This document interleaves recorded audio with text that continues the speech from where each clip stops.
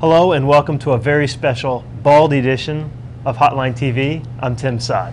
And I'm Quinn McCord. Today we're going to be talking about some of our top picks for the most interesting and exciting Senate and House races coming up this cycle. Tim manages the House race hotline, I talk about Senate.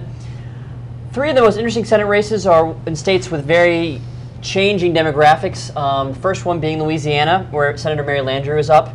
And Tim, everyone's talked about how the fact that Louisiana is a Republican trending state, New Orleans has lost many of its Democratic voters, so that will help Republicans. On the plus side for Landrieu, she's got to be heartened by the fact that in the past fall's elections, her brother did extremely well, and even the Democratic Attorney General won the race with like 2/3 of the vote.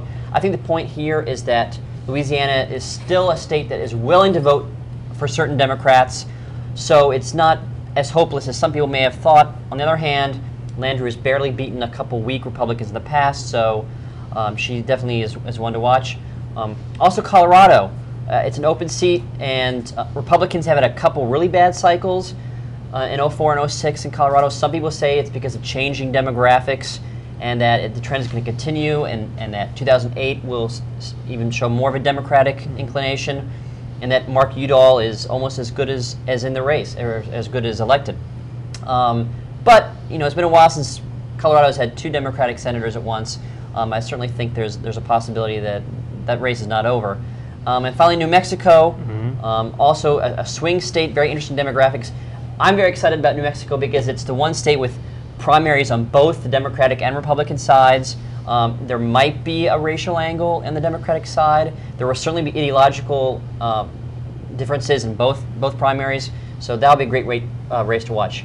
And speaking of New Mexico, I know there's open house races there. That's right, and it's interesting you mentioned two open seats in your three interesting seats compilation there, and New Mexico.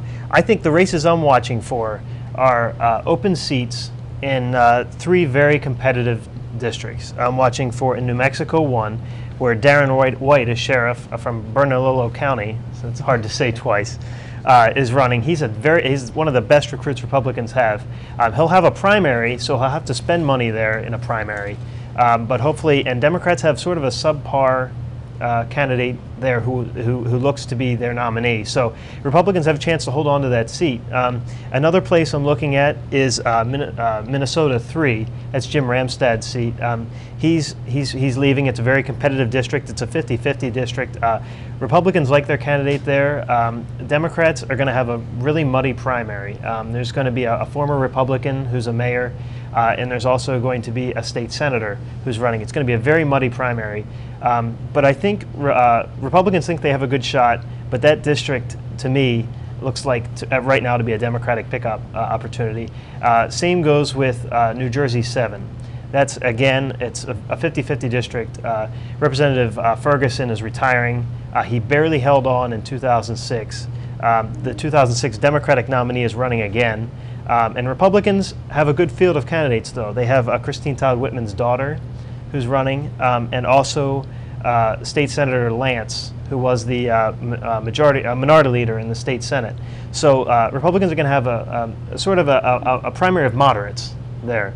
So it looks to be that a moderate will emerge probably on the Republican side against a proven Democratic candidate. I'm not sure if they can put it all together, but we'll see, and it'll be interesting. Three open seats. You have two open seats and a Louisiana seat, so I think it'd be very interesting looking ahead.